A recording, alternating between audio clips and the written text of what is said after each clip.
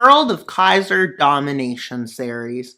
And well, in today's videos, lots is going to happen, with Russia starting to gradually weaken and groups starting to become more against each other, and stability starts dropping. But now, let's get into the first part. With Serbia, with a goal of bringing back all of their lands, liberating Albania, and then a bit more land, and then getting Romania to hopefully join in eventually, decides war is the best thing. Thus, war between Bulgaria and Serbia breaks out. And well, yeah. As you can see, it doesn't really look good for Serbia. With Serbia launching its offensive, and them launching one offensive in Albania, and they quickly advance along there, taking off access to the Adriatic Sea, and they start moving in. Take back what they claim as theirs, and then some. With Bulgaria struggling at first, with Serbia occupying fast, and at this point they fully reliberated Albania, and they're starting to move into Macedonia. And they start advancing towards the capital.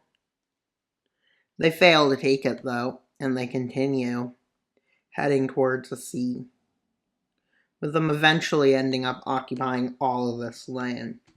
At this point, Bulgaria has no choice but a counteroffensive. With Bulgaria's counteroffensive going really well, they even make an encirclement, and quickly Serbia starts regretting their decisions in this.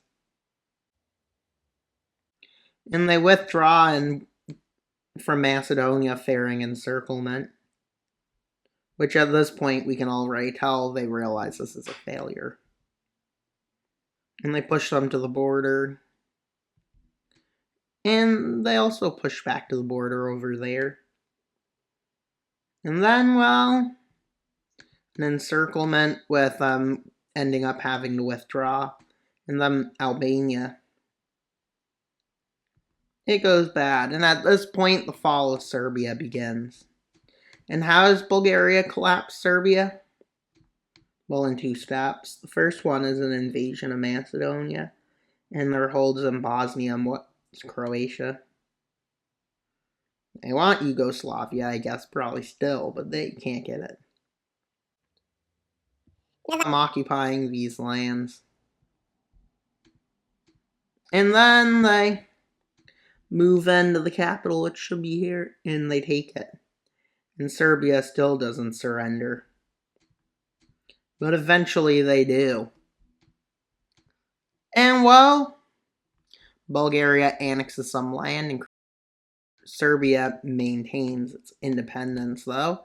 But they lose this, and this becomes a Croatian puppet. Yes, they call it South Croatia.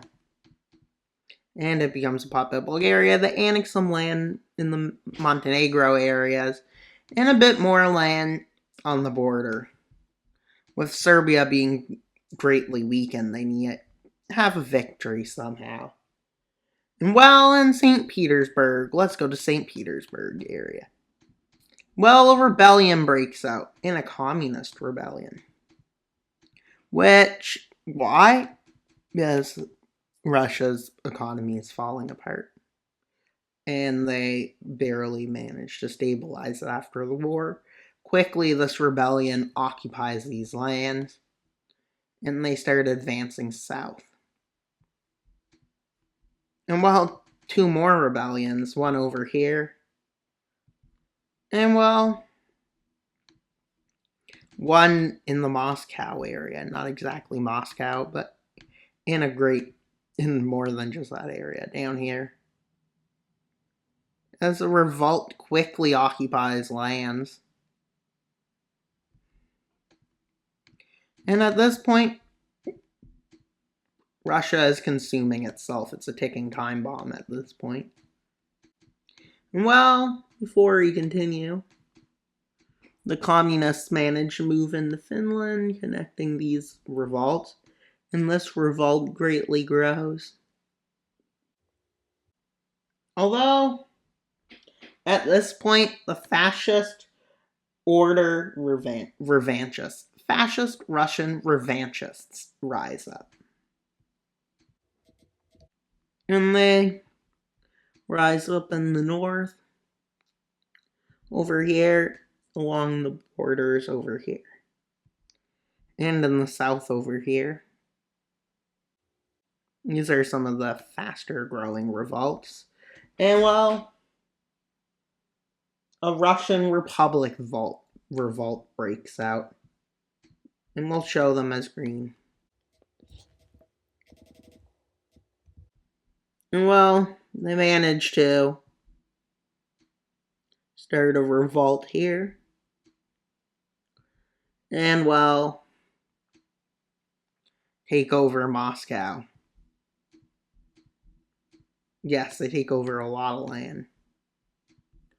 And they grow quite a bit quickly, but not as much as other ones have. And well, they start moving into these lands. Well, at this point, we see a Finnish revolt. And they plan to drive the communists out of the land eventually.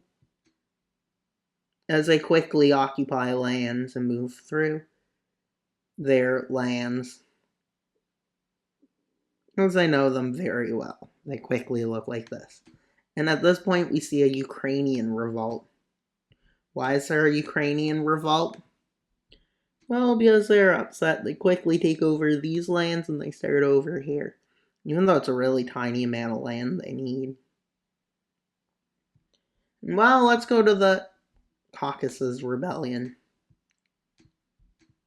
They want a lot of stuff. They want to take back all the Caucasus. Quickly, 2 revolts, and they quickly take over this. And then a revolt up in Chechnya, and they quickly have occupied all of this. At this point, the Russian Civil War officially breaks out, with the republics being pushed back. But realistically,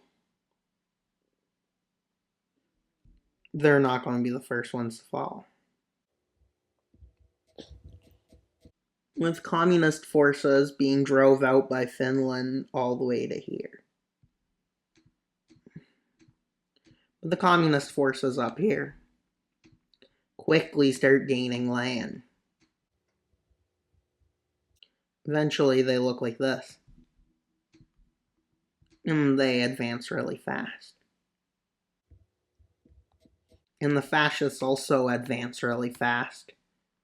With them pushing them back here, the Ukrainian revolts. And well, fascist revolts quickly take over lands. With the Russian Republic quickly ending up managing to get all over as they fall to the Republic of Russia manages to gain control. And well, with forces over along with Finland getting pushed to here. But what they don't realize is Finnish rebels are going to continue pushing them back quite a bit. With them advancing to there where they're ready to declare their independence. With these Ukrainian rebels quickly moving to take down the Republic. And then, in this area, they fall. And then they launch a bit against the communists to form the Republic of Eastern Ukraine. With fascist forces doing a good job. But with the communist forces in this area advancing fast to keep these 2 pieces from connecting. But they also advance fast. And they manage to beat the communists there. And at this point, they fall. The Republic falls. And well, the fascist forces quickly falls the Caucasus Revolt. With the communists starting to get a few victories. But is it enough? with them taking over these lands and them pushing back. And well, the fascist forces also start an advance as they move up from this direction, and they manage to get into these parts that Finland hasn't managed to occupy, and they stabilize them so they can't fall. And well, the communists are in control of Moscow, and seeing that Ukrainian forces aren't directly attacking them, they allow it, with them pushing back the fascists in the south to the Caucasus regions. But in the north, the fascist revolt keeps advancing. And well, they advance south. And at this point, we see the Ukrainian and Finnish rebels declaring peace, with communist rebels starting to fall, and then they lose Moscow, which leads to, and then they fall with the fascist Russian Republic being declared. And well, they also aren't able to take these lands over yet, so they have to go to peace with these two nations, as Finland and Ukraine, after the fascist victory, declare, well, independence. Finland and East Ukraine. East Ukraine has will to join Ukraine. That's what they want to do. And well, that's pretty much all for today's video.